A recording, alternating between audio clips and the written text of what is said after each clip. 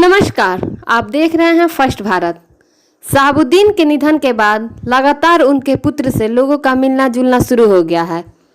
उसी कड़ी में आज ओवैसी की पार्टी के प्रदेश अध्यक्ष ने अपने 4 विधायकों के साथ उनसे मिलने सिवान के नए किला मकान पर पहुंचे, जहां ओसामा के साथ बंद कमरे में गहन बातचीत हुई। बातचीत के बाद AIMIM के अध्यक्ष ने क्या कहा, आइए आपको सुनवाते हैं।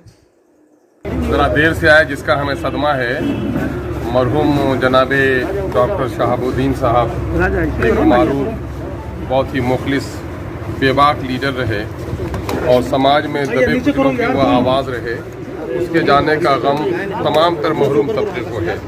उस गम से हम लोग भी दो चार और उधर रमज़ान की वजह से फिर बाद को अजीज़ी ओसामा दिल्ली में थे, जिसकी वजह से आने में हम लोग को देर हुई है। गम के इस मौके से हम शिरकत के लिए आए हैं और अल्लाह तबारक व तआला से दुआ करते हैं कि अल्लाह तबारक व तआला मरहूम की मग़फ़िरत फरमाए, उनके दर्जात बुलंद करे। और हम लोगों के आने में देर बारी से हम लोग नहीं आए। 5 हमारे जो MLAs हैं MIM के, वो सभी लोग आए हैं। बैरिस्टर जनाब असदुद्दीन साहब का हुक्म भी पहले था, वो बेचारे अभी नहीं आ सके हैं, लेकिन उनके तरफ से भी हम लोग ताज़ियत करने आए हैं। अपना भी फरीजा था ताज़ियत करने का, तो हम सभी लोग यहाँ पर इस वक्त MIM के खादिम लोग पहुँचे हुए हैं। क्या कुछ बातचीत हुई है सर? देखिए, सवाल ये पैदा होता है कि रिश्ता अगर किसी आदमी को मंदिर से और मस्जिद से है तो सफ़र भी करता है तो बैठकर इबादत कर लेता है। अब कहिएगा कि नमाज के लिए कि पूजा के लिए है।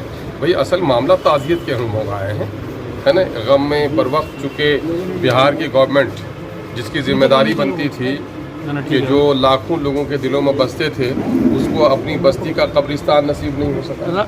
उस मौके से हम लोग नहीं आ सके। और आज तो हम लोग बल्कि कहेंगे कि बिहार हुकूमत की जिम्मेदारी है कि इनको ज़्यादा से ज़्यादा सिक्योरिटी, बल्कि सच्ची बात तो यह है कि जेड क्लास की सिक्योरिटी मिलनी चाहिए। इस खानवादे से इनके ताल्लुक है। सर, एक वीडियो वायरल हो रहा था जिसमें कहा गया था कि असदुद्दीन ओवैसी साहब, जब उनसे हेल्प मांगा गया शहाबुद्दीन साहब के लिए, तो उन्होंने कहा कि आप मदद RJD से मांगिए। इसमें कितनी सच्चाई है सर? नहीं, अब मदद RJD से मांगने के लिए इनके तरफ से कोई मदद की बात नहीं कही गई थी। उनके दोनों के तो रफीकाना ताल्लुकात रहे। अब RJD का मामला इनके साथ क्या रहा वो तो आप लोग अच्छी तरह से जानते हैं, है ना। कि मैं सोच सिकंदरपुरी का एक शेर पढ़ता हूँ कि उन्होंने कहा था कि गुस्ल भी हो चुका, लोग कफना चुके, जिनके खातिर मरे वो ये कहने लगे, मरने वाले से अब रिश्ता नाता है क्या, कब्र तक जाना जरूरी है। मामला तो ये है कि उन लोगों से पूछिए, इनके रफीकाना ताल्लुकात थे। सर, अभी अपना ऑफर दिया है। क्या लग रहा है जिस तरह से तेजस्वी यादव का रवैया रहा है, वो पहुंचे नहीं है, ऐसे में क्या लग रहा है अब ओसामा साहब को एक डिसीजन लेने की जरूरत है, सख्त डिसीजन लेने की? देखिए, ओसामा साहब जनाबे मरहूम डॉक्टर शहाबुद्दीन साहब का अक्स है और लोगों को क़यादत की तलाश है। और ओसामा में अल्लाह तबारक तआला ने बहुत सारी सिफतता की है। एक तालीम याफ्ता नौजवान है, एक संजीदा नौजवान है और बाप की जमामर्दी और बाप के तरह मुखलिस है वो नौजवान। इसलिए उनको मकाम मिलना चाहिए। इस बात की कोई पार्टी क्या किसी को लीडर बनाएगी? जिन लोगों के दिलों में वो बसे हुए थे, यकीनन है कि नौजवानों का जो तबका जिस जोश और जज्बे से, और जो महरूम और मजलूम तबका जो उम्मीद भरी नज़रों से शहाबुद्दीन साहब की तरफ देख रहे थे, आज ओसामा की तरफ देख रहे हैं। सर, एक सवाल है कि सरकार में उथल पुथल मची हुई है, क्या होने वाला है, क्या लग रहा है? अब ये बातें तो अभी देखिए, हम लोग तो जान ही रहे हैं जी कि एक तरफ है माह रोशन, एक तरफ है माह रू। दो तरफ की आग में कैसे बचेगी आबरू? हमारा मामला तो ये है, एक तरफ मुखालिफिन की जमात है, एक तरफ हिज़्ब हुकूमत है। इनको कहिए जो जोड़ने और तोड़ने के आदी हैं। MIM कभी भी इक़्तिदार की राजनीति नहीं करते। MIM का अपना साफ कहना है कि महरूम तबकात को इंसाफ मिले, लोगों को हक़ और हुकूक मिले। हम इस बात के तलबगार हैं, हम इंसाफ के तलबगार हैं। हम इक़्तिदार के तोड़ने और जोड़ने पर बहुत विश्वास करते हैं। सर, आपकी पार्टी के विधायक इजहार जो आपके साथ है, उनको ऑफर मिला हुआ है राजद से।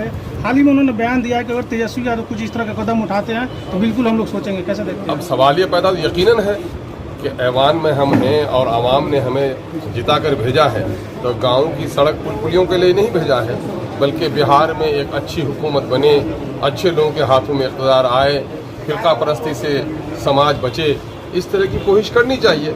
तो उन्होंने तो ठीक ही कहा है कि भाई सभी लोग अभी खुशामद करते हैं, ये सिर्फ हुकूमत बनाने जोड़ने तोड़ने पर कोशिश करते हैं। अभी हम लोग देखेंगे जो समाज के लिए अच्छा होगा उसके बारे में हम लोग सोचेंगे।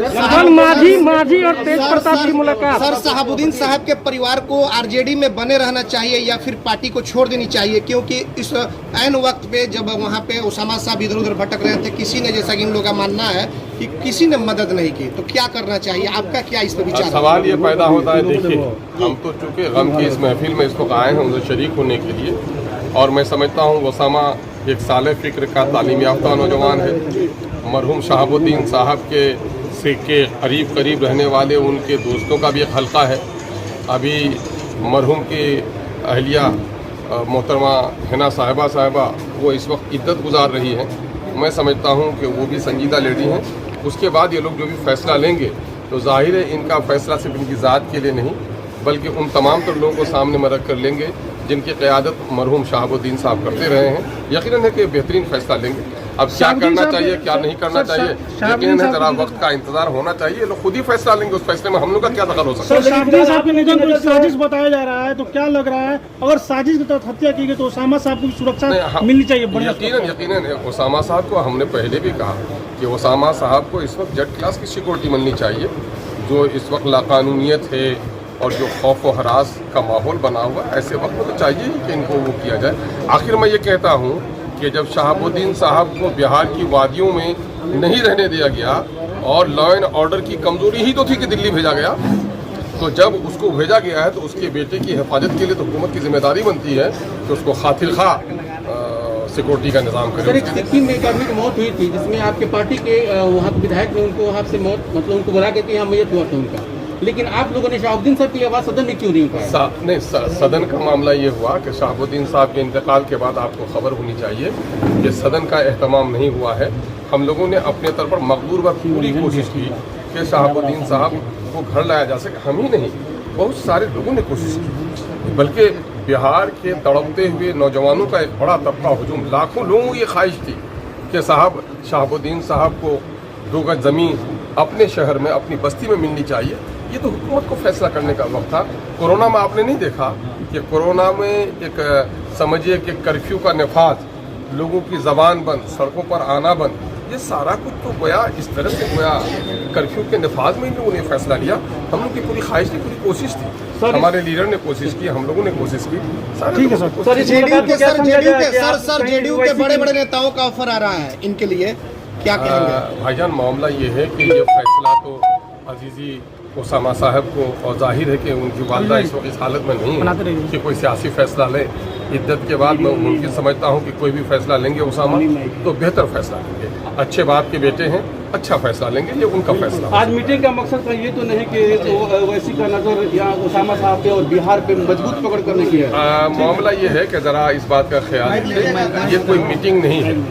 ये आपके यहाँ भी हमारे यहाँ भी हर धड़कते हुए दिल और इंसान के इसमें है कि खुशियों में शरीक न हो पाए, गम में शरीक होना चाहिए। ये हम गम में शरीक होना। कल जिस तरह लालू यादव का जन्मदिन था और ऐसे में माझी से मिलने तेज प्रताप पहुंच गए, इसको क्या मान रहे हैं? बिहार की राजनीति में तो हलचल मचा हुआ है। अब सवाल ये पैदा होता है कि बिहार की हुकूमत शुरू से बैसाखी पर खड़ी है ना, तो जाहिर है कि कभी पौवा को कभी पासी को ठीक करने के लिए लोग दाएं बाएं होते रहते हैं।